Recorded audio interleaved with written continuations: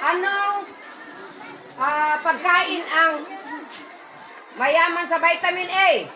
Gulay! Anong gulay? Kangkong! Kangkong!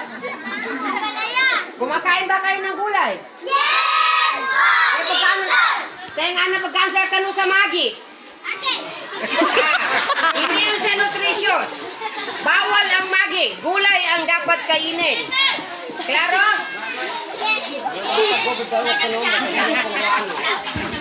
Okay.